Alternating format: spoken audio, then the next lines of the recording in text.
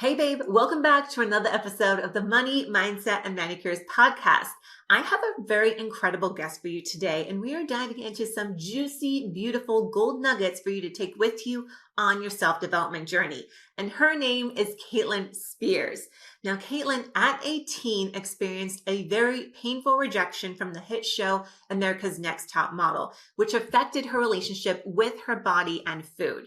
She, although, went on to have a very successful modeling career and became a certified health and nutrition coach. She is the founder of Complete by Caitlin and the Look Good, Feel Good program. And Caitlin's mission is to empower individuals to feel strong, healthy, and confident, focusing on both physical well-being and profound self-realization. Now, in this episode, you'll learn how to get back up after a breakdown, how to find and tap into your purpose, how your health and wellness is key to success, and oh my gosh, we dive into so much more. I really hope you enjoyed this inspirational episode, and be sure to screenshot and tag Caitlin and I both on social media after you listen with your biggest takeaway, because we would love to hear your thoughts. So let's dive in with Caitlin Spears.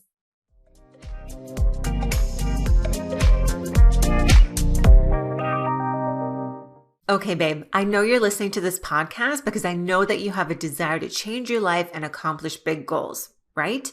But I also know that something has been holding you back on going after those big goals. Or maybe it's that you self-sabotage, or maybe you've set these big goals and you get really overwhelmed and you just don't go after them altogether.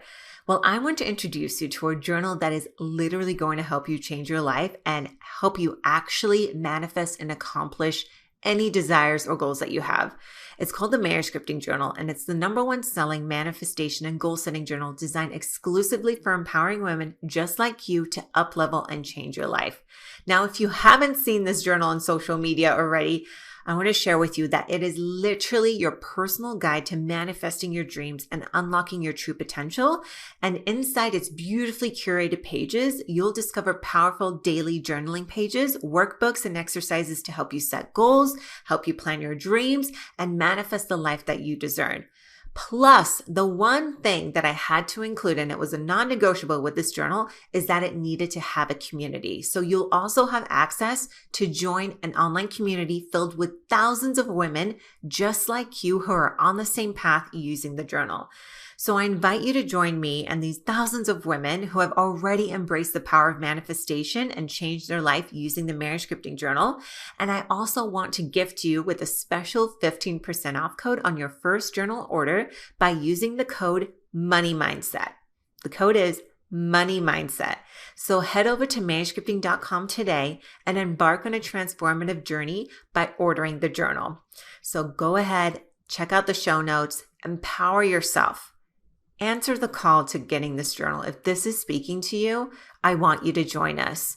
It's time to script your dreams into reality with the Marriage Scripting Journal, because you deserve to create and manifest a life that you're completely obsessed with. See show notes for details.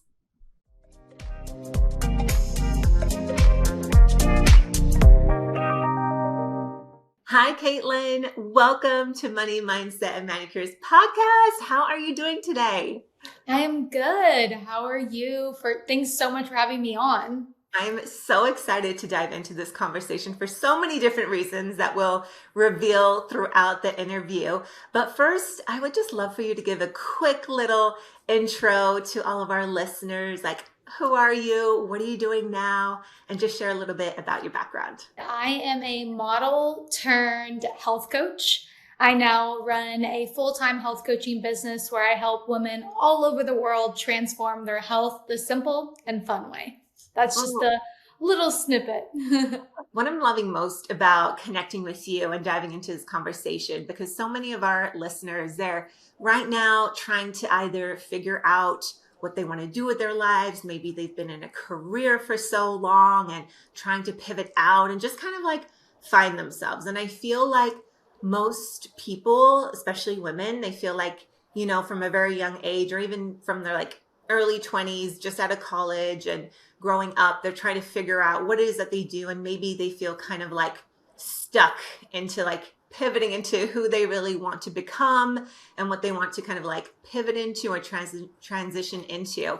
So I'm really looking forward to diving into like your beginnings and then also how you evolved as a woman over your career. So first, I want to take you back to living and growing up on a farm in Oklahoma. When did you first realize that you wanted to become a model?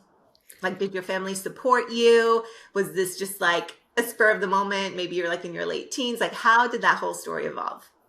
You know, I think I always had something in me that knew that I wanted to be something cool, like a model, but I never really knew 100% that that was something I would be able to do. And growing up in such a small town where no one in any radius of where you live has ever done anything like that, it definitely did not seem plausible. I literally was in 4-H and FFA showing pigs until I was about 14 years old. And I'm pretty sure I wore basketball shorts to school until I was about 15, 16. So I don't think that I was looked upon as someone who would end up living this life that I ended up living.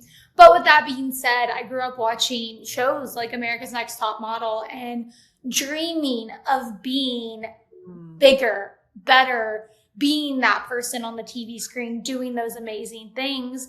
And so I think there was something always inside of me, but I didn't yet know what that was or how I would get there.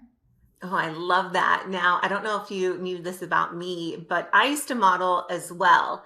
And for me, growing up, it was something where my parents were, everyone would tell me, right? Because I'm 5'10". I've been Yeah. tall, like since like middle school, I was always really tall.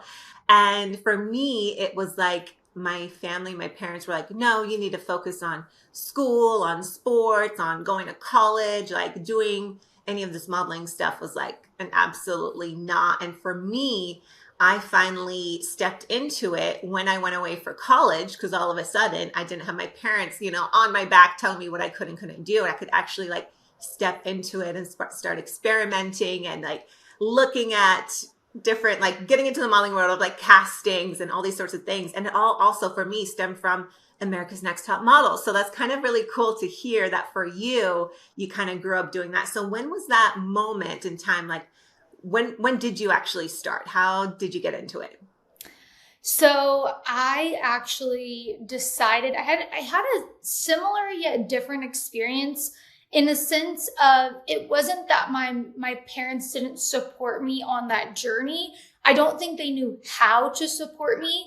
And coming from such a small town, your grandparents, nobody fully understands that you can make that into a career. And so, yes, you go to college, you get a degree, you make money. I originally was going to be a doctor because everyone in my family went to med school, owned a healthcare, was in that field, right? And so that was the field that made money.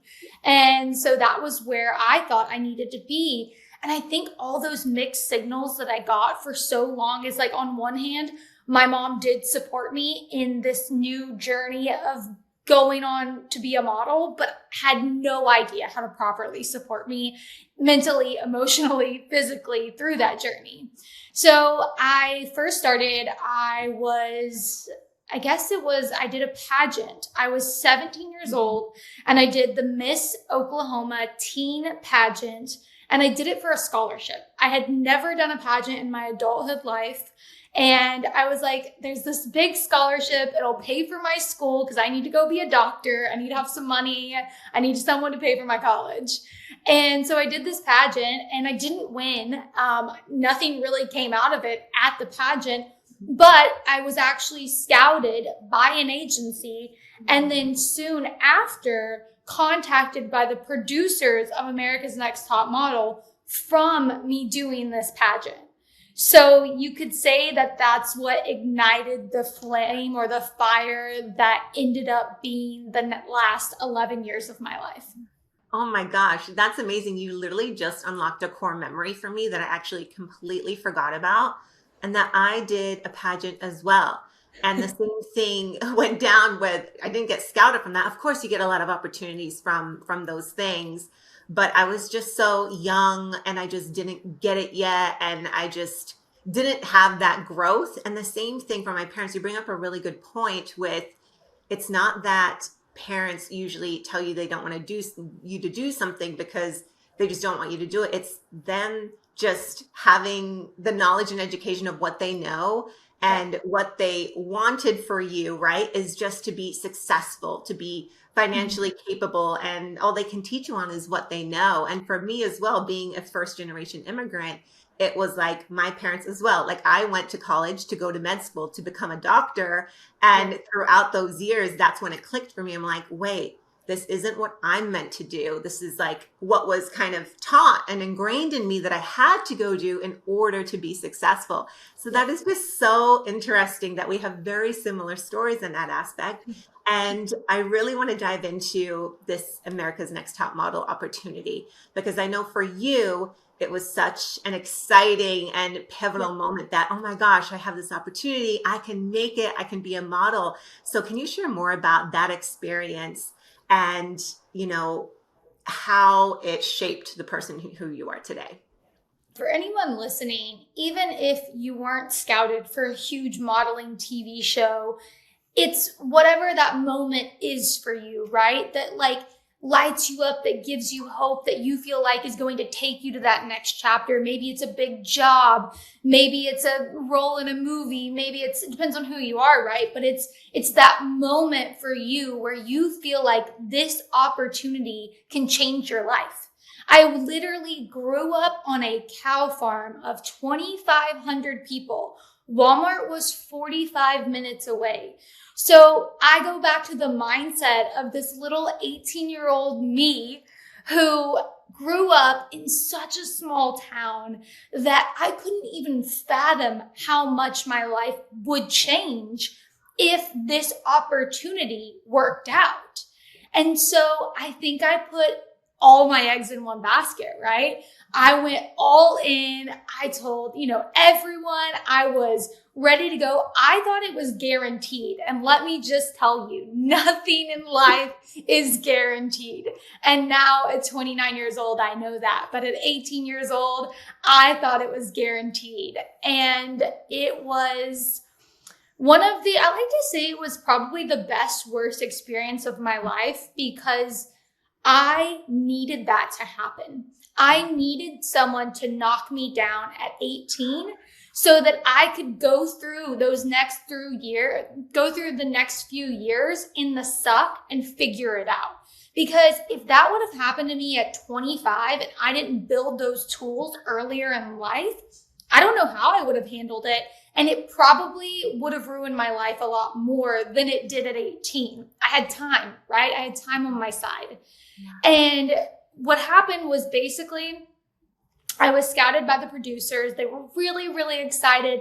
I spent months. I was in my first semester of college going through months of casting process, like filling out hundreds and hundreds of documents. My roommates had to sign NDAs. My family and friend had to sign NDAs. I had to go get these crazy passports. I had to do all these things, virtual Zooms with all the casting directors.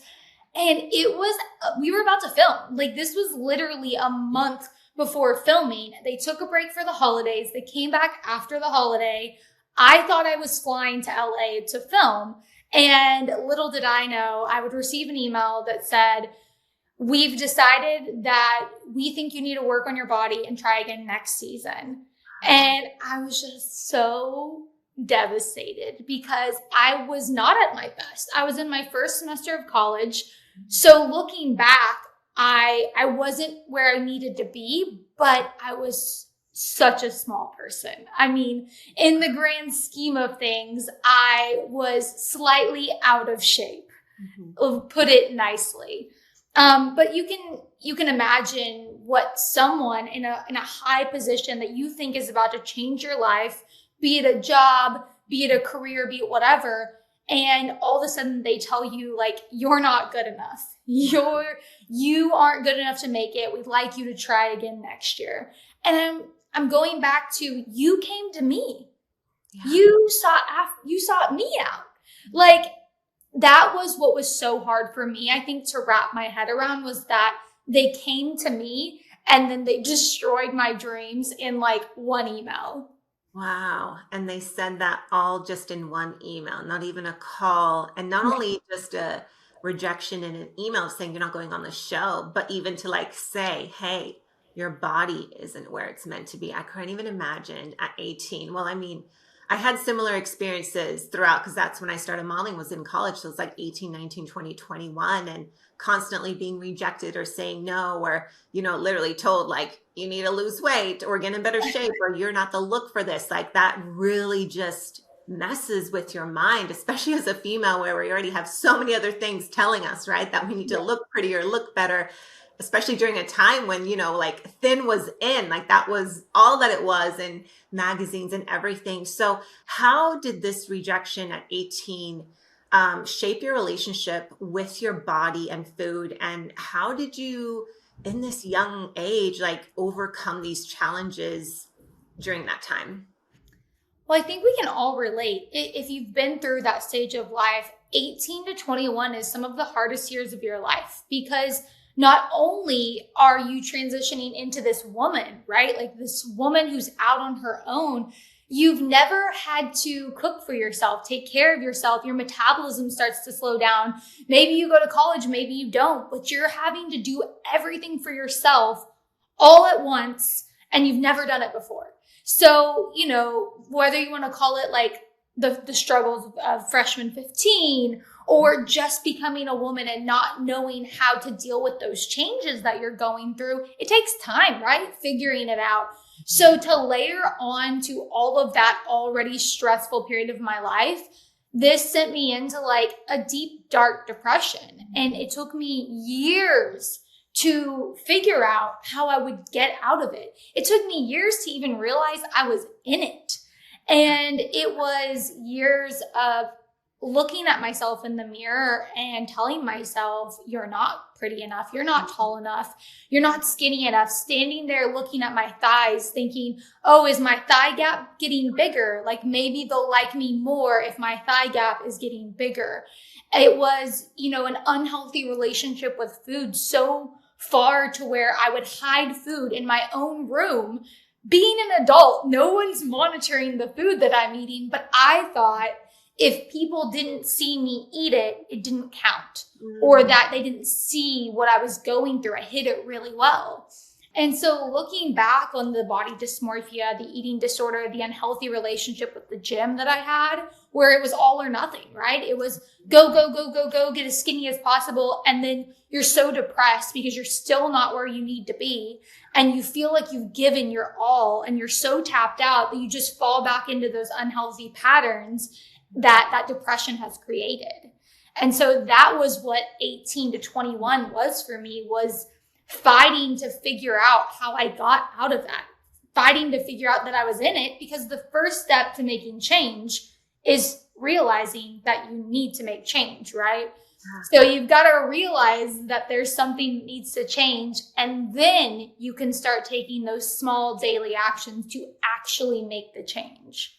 Yeah, definitely. I went through the same thing, especially in college. Like, I just remember now, I would be going to the gym even at like 10 o'clock at night, trying Yeah. to like burn all those calories on the treadmill. And I just remember what I was even eating. It was so minimal, or like just exactly kind of the same as you. And now looking back, it's like, oh my gosh, I can't believe I did that to my body. Like, it was just, I like look back at myself as a young girl, and it's like, oh, I wish I could just give her a hug and just like tell her like how beautiful and gorgeous and healthy she is.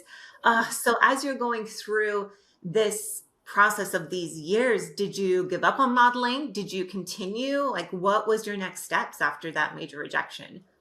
I think I was always chasing it. I was Mm. always chasing that dream that I had envisioned in my life. So I went back and forth, right? I would get where I needed to be, and then I would book all these jobs and I would work a lot, and then I'd get really depressed and I would fall back into that hole, and then I would go back to college, and then I'd be at college drinking and not eating right, and stressing myself out, that I would fall back into those same patterns and habits. And that was Literally 18 to 21 was a constant back and forth between, do I want to be in college? Do I want to pursue modeling full time? And how do I do it? Because I had no money. I didn't feel like I had any friends. I didn't feel like I had anyone to turn to. I felt really, really lost and alone. And I think that was what made it so hard for me. You know, when we were 18, 19, 20, we didn't have as much social media as people have today. We had Instagram where people posted a photo once a month of their coffee cup with like filters on it. And that was it. That was Instagram. And that was like the most social media we had. So I didn't get to start seeing all these people doing these incredible things until I got a little bit older. I didn't realize that there were people out there who were, you know, becoming influencers or traveling the world or doing all these cool things because it wasn't as easy and accessible back then. So that was definitely a huge difference from being 18 to 21 now and being 18 to 21 then. But I will say, I don't know if it was better or worse because now kids do see how much amazing things are out there and they feel like they're always missing out on something. Yes, I couldn't agree more. So through those years or from 21 onwards, at what point did you realize or did you finally figure out, because now you're in the health and wellness industry as a coach, at what point on your journey did you decide to make that, not necessarily pivot since you're still modeling like for bigger campaigns and stuff today, but at what point were you like, oh my gosh, I actually want to be more of an advocate for health and wellness for women? The first pivot of me actually taking back control of my own health and my own life was in between 21 and 22. I remember, and I want to relate this to anyone listening, like think about a moment in your life when you literally feel like you can go no lower. Like you've been at the bottom for so long and you're so tired and you're tired of being tired and you're tired of feeling like everything in the world is plotting against you. Go back to that moment because that is where I was. I was sitting in my Mini Cooper, which I drove at the time, outside of a gym. And I'll never forget this moment because that was me. I was at that lowest point. I cried for 2 hours in the back of my car. I think it was every emotion in my body just saying like, you're either going to figure this out or you're not because we're really tired. And I think for everyone, you've got to get to that point of deciding that you are ready to stand up and do what it takes, that you are ready to stop. I don't want to say playing the victim, but allowing yourself to be victimized by the world around you, by your circumstances, by the world and the environment that you live in, because you do have a choice. Every day we wake up, and from when we wake up to when we go to bed, all we have are choices. Hundreds of thousands of choices every single day. And so if anyone listening feels like I'm at that moment or you get to that moment in your future, I want you to remember this, that you have a choice. And it is the one thing you have is that will you stay down or will you get 1% better every day? That's all it takes is deciding that I'm no longer going to sit at the bottom. And even if it takes me years, I will get 1% better every single day. Oh, it is so, so true. And I know there are a lot of women listening that are in that place right now because I mean, the goal of this podcast is always to like help inspire change, right? I feel like I know that every single person on this planet, like you have this destiny and you have that power within you and you came into this reality with a certain mission, right? Like you have that thing within you that only you can bring to this world. And it's so interesting how we are just like bombarded with all these different things of what society wants of us and how we're supposed to look and how much money we're supposed to make and how we're supposed to be successful, literally right off the bat sometimes, right? Like we're like right out of college, like regardless if you go to college or not, but around those early years, it's like you're supposed to have it all figured out. And those are our most powerful years where it takes time to figure it out. Like I'm now in my early 30s and it's like, I feel like I'm just kind of figuring it out. Like the 10 years of being, from all your 20s are the years that you're supposed to figure yourself out, learn yourself, and almost not stay even committed in a certain pathway, because you never know where life is going to take you, because you're slowly unlearning all the things that your parents, your teachers, society has taught you, and you're trying to kind of coming into your own. So as you kind of sat in your car and like made this choice and this decision, like what came through for you? Was it like, hey, like I'm going to go be a health coach now? Like what was that choice that you made in that moment, or those weeks or months after that? For me, the number one thing that I had to do in that moment, from that moment on, was, who is Caitlin? Who is she without all the noise? Who is she without everyone who pre-programmed her to be who's the girl who's sitting in this car crying right now? Who is she without the noise? And that was what I needed to find out, because my whole life, everyone's in your ear. Everyone, right? Like we have our parents, our friends, if you go to college, you've got your professors, you've got the people you look up to. Everyone's in your ear telling you how you need to live your life, and the only way to be successful and the only way to do it is this way. And I did not know who I was, what I wanted, and my values at my core. I had no idea. And I thought to myself, I'm like, if I don't know who I am and what I want, then how can the world give me what I want? Because I don't even know what I want.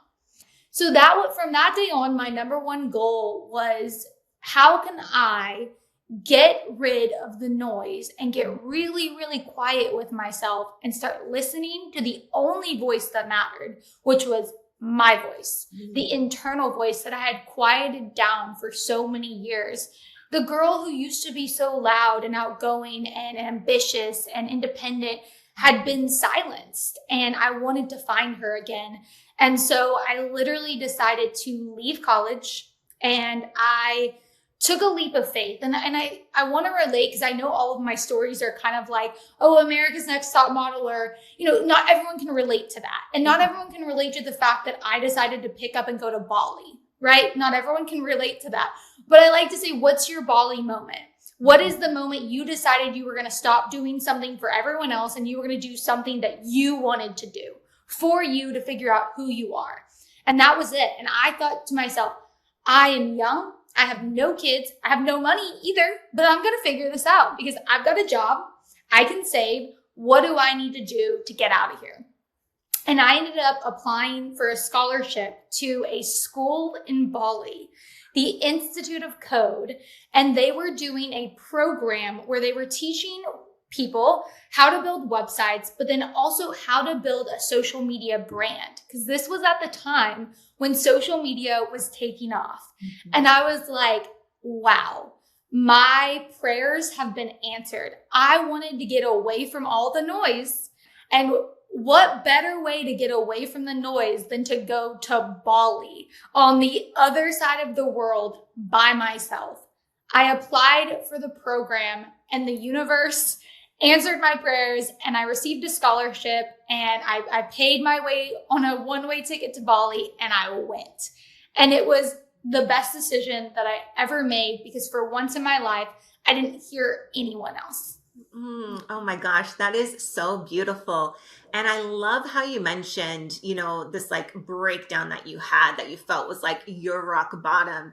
And I have so many women in my community that are either approaching that rock bottom, like they feel it in their body, and how you mentioned you just started crying for multiple hours and going through this moment. And for me, when I hear women in that place, I'm like secretly like celebrating them because I'm like, yes, you're finally at that point, which by the way, it's not like the best point. You don't want to get to that point, but when you get to that point, it's like, oh my gosh, please pay attention and listen, because that means also it's like you've been living and being someone that you're fully not. And your body at this point is like exploding, right? With like, no, this is not who I am. This is not what I'm meant to be doing. Like, let's break out of it. So I'm happy to like hear, even though as much as it sucks, but happy to hear that you had this breakdown moment and you used it instead of staying in it, because many people as well, they just fall into that depression. They fall into that kind of like victim mentality where it's like, oh my gosh, poor me. Oh my gosh, everything's happening to me. This is horrible. This is terrible. Yeah. I'm just going to now live here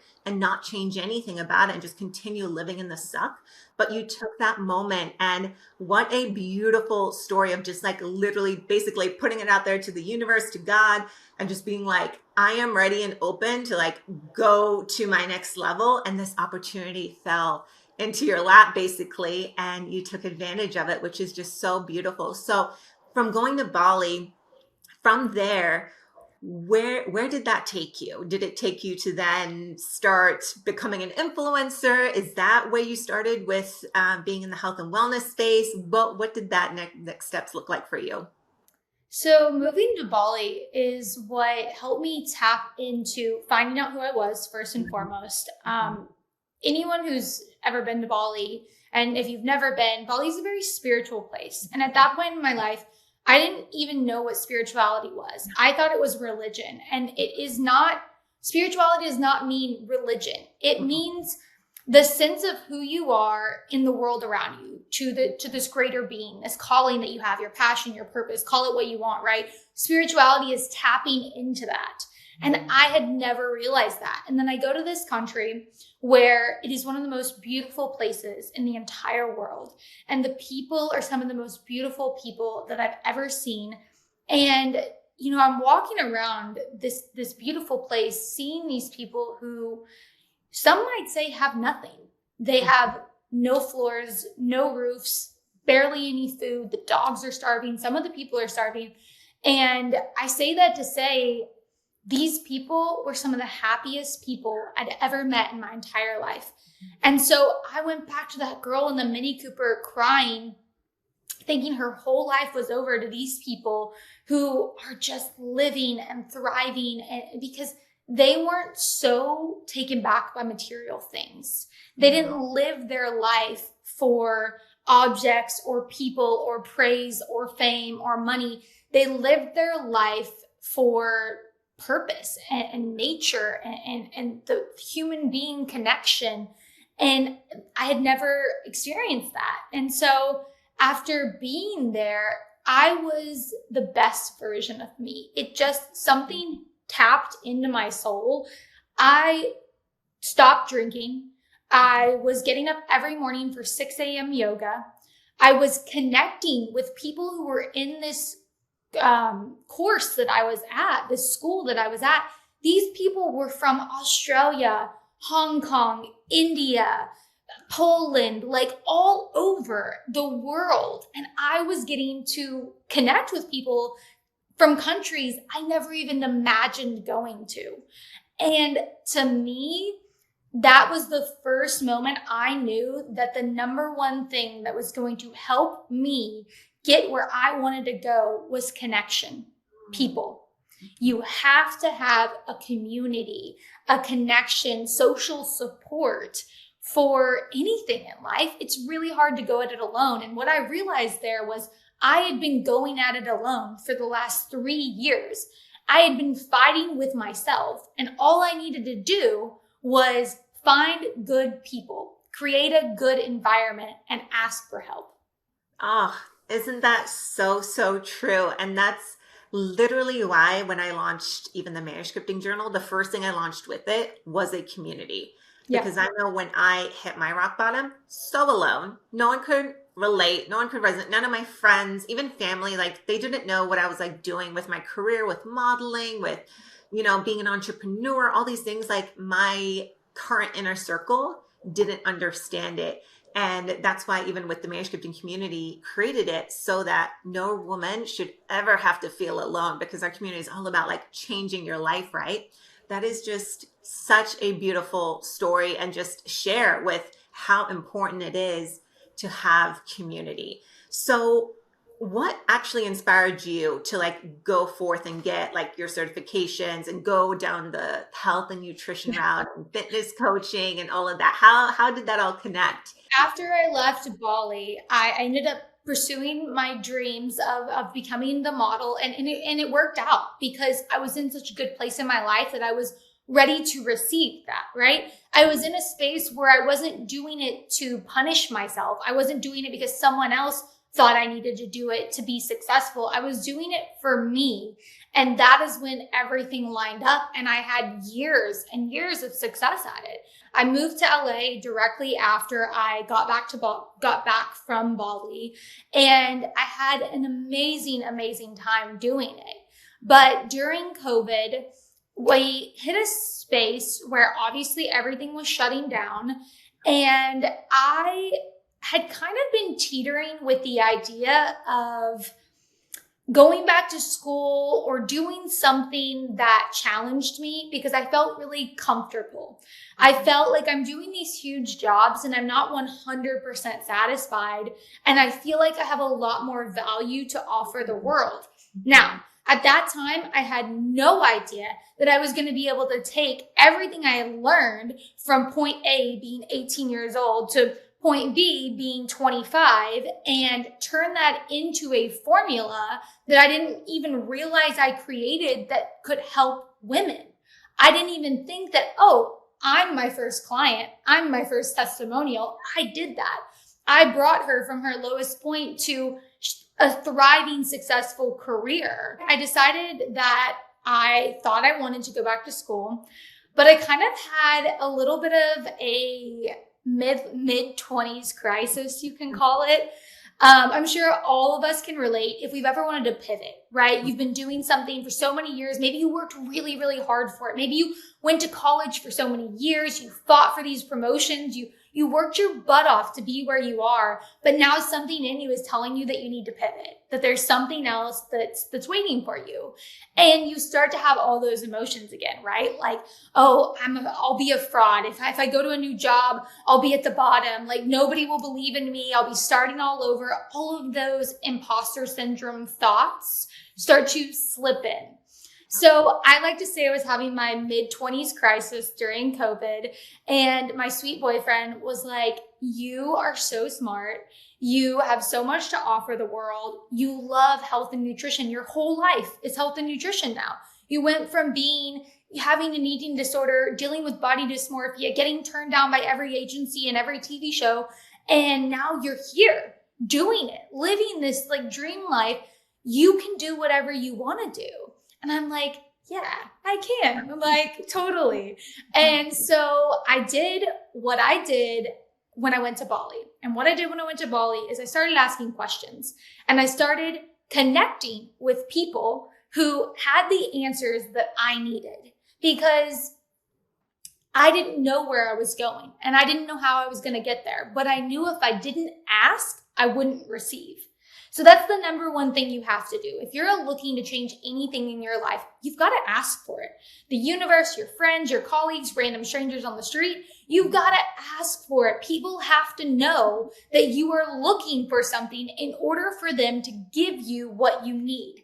And that's exactly what I did. I went to a modeling job. It's funny how the universe lines up. I was actually booked on a modeling job for Club Fitness, which is the fancy gym of LA Fitness. I don't know if you know LA Fitness, but I was booked on like a campaign shoot with them. And I was like, this is really interesting because I've been wanting to switch into somewhere in the health and fitness space.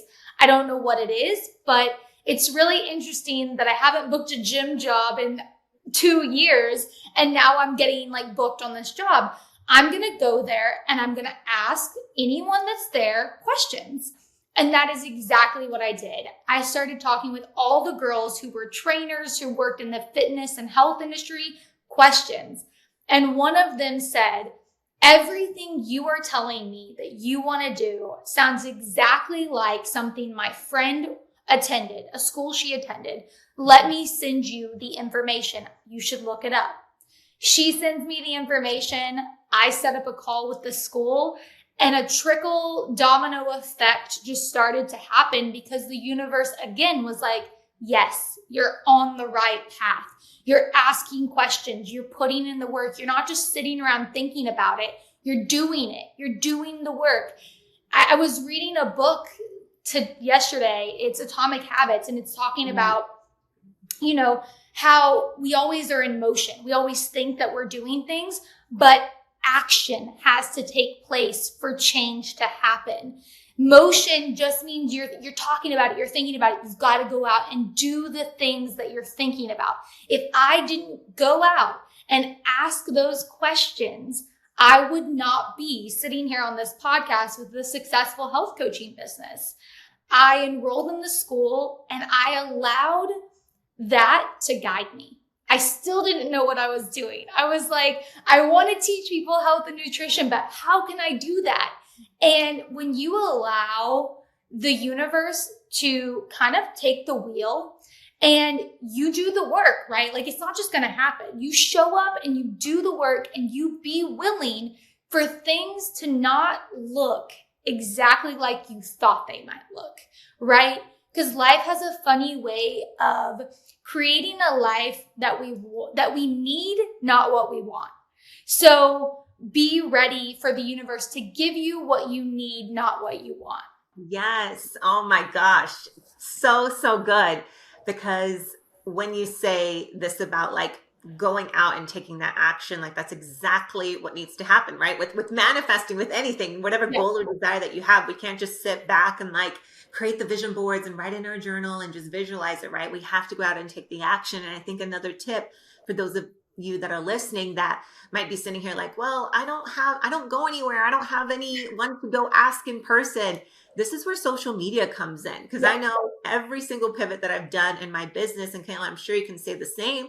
First thing I do is I go put up stories on Instagram and ask my community, hey, what do you currently need support with? Hey, what are you working on? Hey, would you guys like if I did this? Hey, do you want to learn more about that? Like, start talking about those goals, those desires that you have in a perspective of how can you put something out into the world that can help other people. And then that's when that magic happens. That's when those opportunities come about where all of a sudden, just like you said, it's like that domino effect where you feel in this flow, like things are actually happening for you. And that excitement starts happening and you start moving towards those things by taking action. But without doing any of that, like you're just going to end up staying in the same place. You're going to end up still staying confused with your mind, and then your subconscious mind and your ego's popping in. Like that's where that imposter syndrome comes in, right? Because you're literally talking yourself out of going for those things before they even have a chance to kind of basically manifest. So with your coaching and everything, now what I love about your coaching style is you encompass all of it. It's not just health and wellness and how to get fit in the gym and what to eat. You also incorporate all of this mindset work and how to help a woman, especially like just like grow and step into their confidence. So can you elaborate a little bit on how this like kind of like this authenticity, this authenticity of like stepping into yourself with taking care of your mind, your health, your fitness, all of that fosters self-development and confidence, especially for women?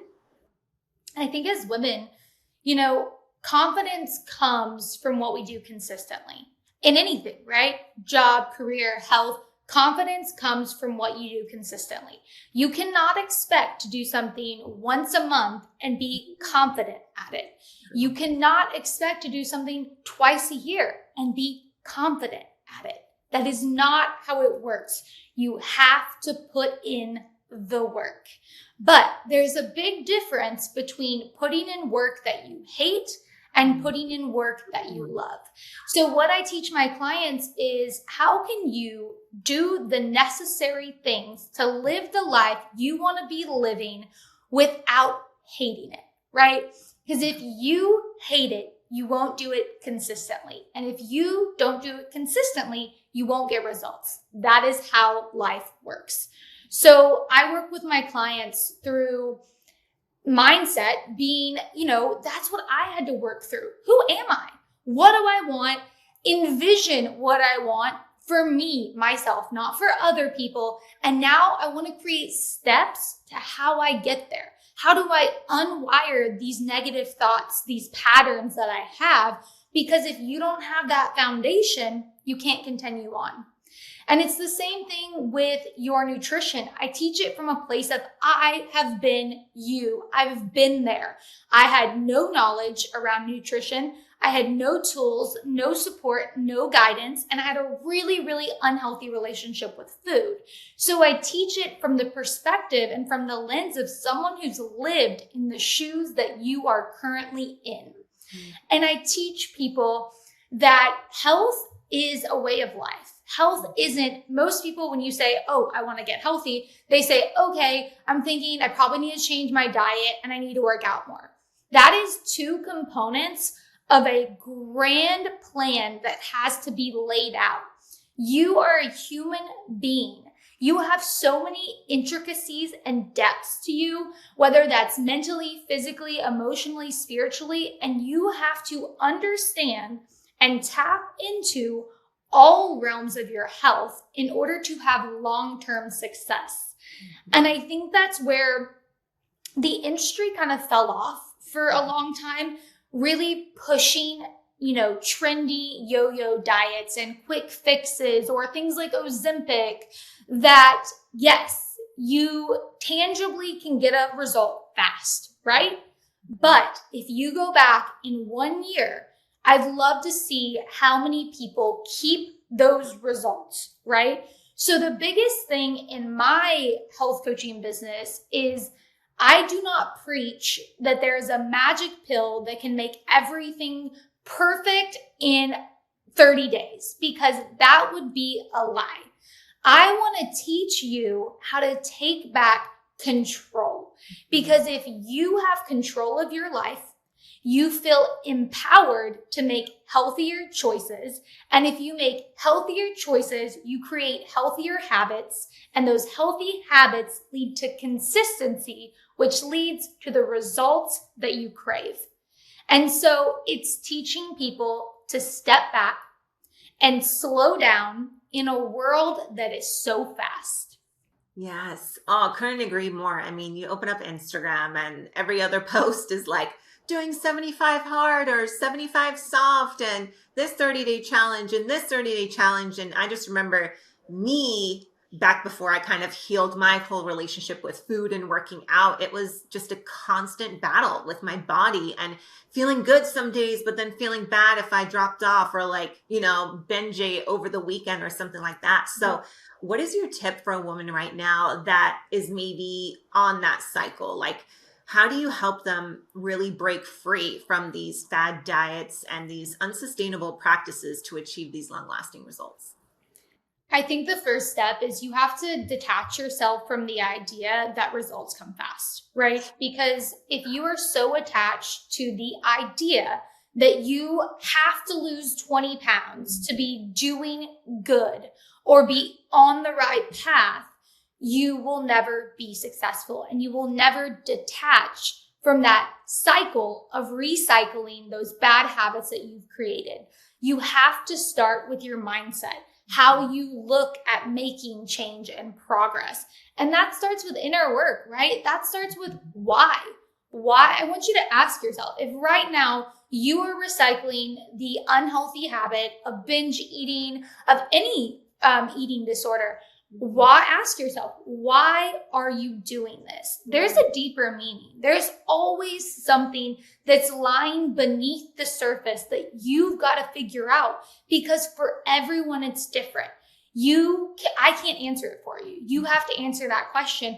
And then once you answer that question, you've got to say, I detach myself from this unrealistic idea that I need to lose X amount of weight in X amount of days to be happy. Because if you attach your happiness to a number on the scale and a number of days, you'll never be happy and you'll never reach the goals or the results that you want. And let me tell you that results and numbers mean nothing. I weigh more now and I look and feel absolutely incredible. When you detach yourself from a number and instead attach yourself to a feeling, your whole life changes. That is so true. And oh my gosh, I used to be the girl, especially because of modeling days, that was always jumping on the scale, always just tracking. And if it went up half a pound, oh my gosh, I would like freak out and it would send me into a spiral. But if you ask me today, like how much I weigh, honestly, I can't even tell you. And I think one of the last times I even did it was like I was getting like a body scan or something like that. I Yeah. had to jump on the scale and I saw the number and I'm like, oh my God, if I saw this number like in my early 20s, I would freak out. But at the same, I look better and feel better today than I think I ever have in my entire life. So we don't even own a scale. I couldn't even tell you how much I weigh, but that's just such a powerful thing to like, especially for women to just, it's not about how much you weigh. It's about how you like feel. How do you feel in your body? How are you feeling in your clothes? And just kind of like going with that. So as a respected leader in the health and wellness industry, what advice would you give to women who are hesitant to embark on this type of self-development journey or are struggling with like prioritizing their health and well-being amidst like life's challenges? I'd like to tell people when they come to have calls with me about potentially joining my programs, life will never give you the perfect opportunity, the perfect time, because the number one excuse I hear people say is, I don't have enough time. I don't have enough time. Well, I promise you, if you don't have enough time right now, you will never have enough time because time isn't something we can make more of. It is a set amount of hours in a day, and that is it. You cannot make more time.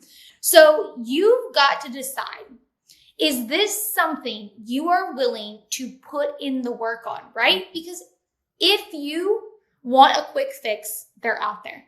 They are out there. You can do it. You can recycle those old habits. But if you are truly tired of feeling like you never get the results you want, feeling upset, hating your body, having a bad relationship with food, and you're ready to, no matter what it takes, slow down to speed up, then I would say you've got to start with the bare minimum, the bare basics, right?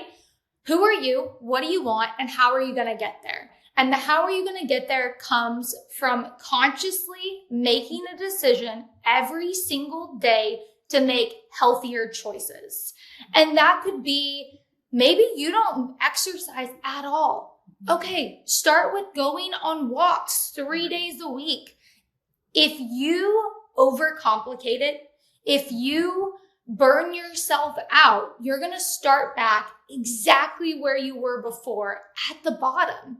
So go slow, take your time, and the number one thing you need to be successful is support.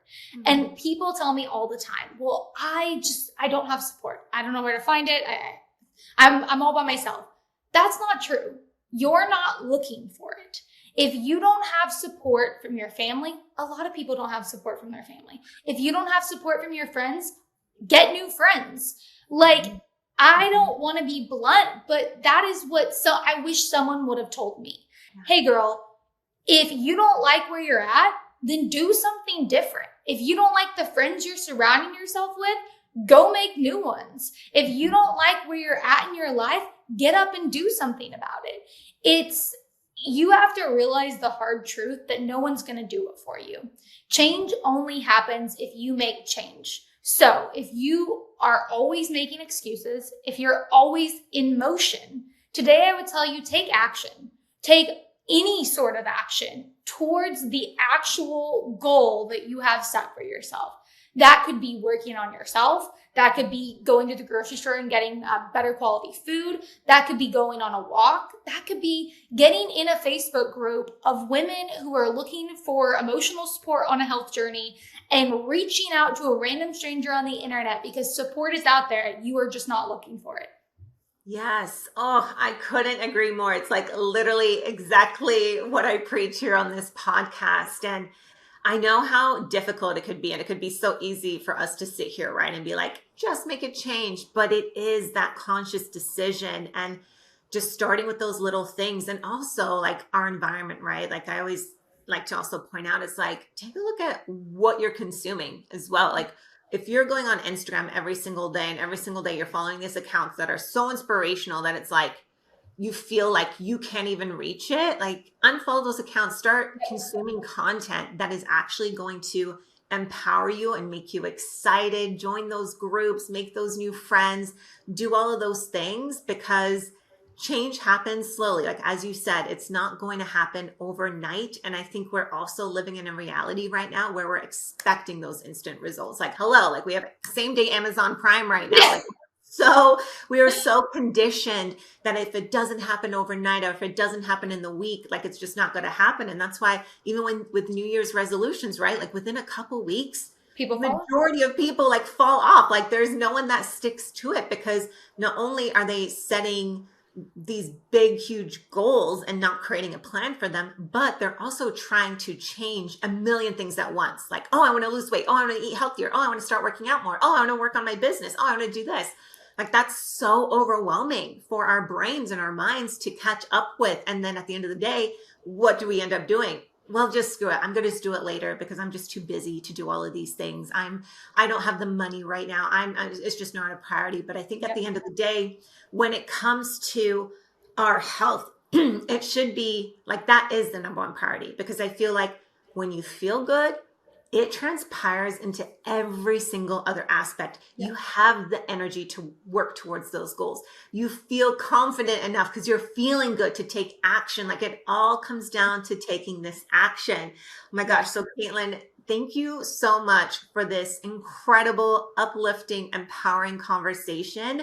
Where can women find you to connect with you? I know you also mentioned you have some programs and communities and stuff like that. So tell the women where they can find you if they want to learn more from you. Yeah, I quickly just want to say one more thing. While you were speaking, it came to me, and I want to leave your listeners with this as well, that you are seeing us when we've had our success, right? So I want you to imagine the past 11 years of my life, I have been turned down, told no, broke, at the bottom, at my worst. I have been there. So don't look up to people because of what they've accomplished. Look up to people because of what they've overcome.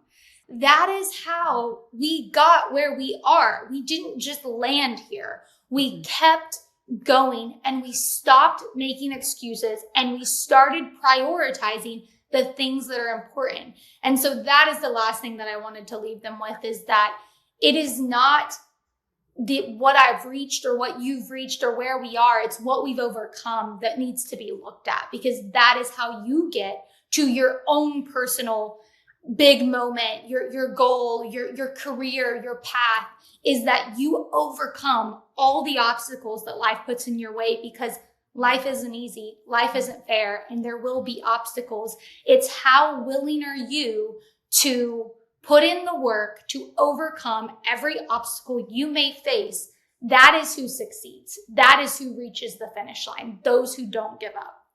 Yeah. And then if anyone is interested in finding me, following along, I am Caitlin Chase Spears on all social media platforms. My website is CaitlinSpears.com. And if you're looking for any free resources that I have, you can head over to my website, CaitlinSpears.com, and click on free resources. And I've got some amazing guides that are up there for you to take and use and implement and make real change in your life. Oh, I love that so much. Thank you, Caitlin. And I hope you ladies listening go and grab those freebies, download them. And when you do, we would love for you to maybe post it on social media, tag Caitlin Spears, tag me as well.